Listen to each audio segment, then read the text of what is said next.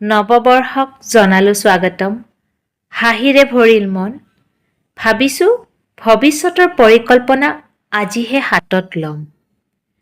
মোৰ হিয়াখন ভৰে আনন্দেৰে, নৱবৰ্ষৰ প্ৰাক্ষণত কৰা ধেমালিৰে। হে নৱবৰ্ষ, তোমাক পুনৰ জনালোঁ স্বাগতম। তোমাক পুনৰ জনালোঁ স্বাগতম। নমস্কাৰ। সকলোকে পোনপ্ৰথমতে নৱবৰ্ষৰ শুভেচ্ছা জনালোঁ। এই যে দুষাৰী আওৰালোঁ, এইখিনি মোৰ স্কুলীয়া দিনতে লিখা। তেতিয়া মই হয়তো ক্লাছ 5 নে 6ত পঢ়ি আছিলোঁ।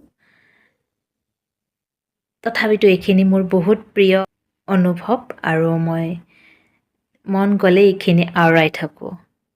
আপোনালোকক নৱবৰ্ষৰ শুভেচ্ছা জনালোঁ আৰু আশা কৰোঁ সকলোৰে বাবে 2026 বছৰটো এটা অৰ্থপূৰ্ণ বছৰ হওক, মনৰ ইচ্ছা আশাবোৰ পূৰ্ণ হওক, সফল হওক, অপায় অমংগল নাহক আৰু 2025ত যিবোৰ অসম্পূৰ্ণ হৈ ৰ'ল সেই কাম অথবা আশাবোৰ যাতে এই বছৰটোত আপোনালোকে পূৰ্ণ কৰিব পাৰে তাৰে কামনা কৰিলোঁ।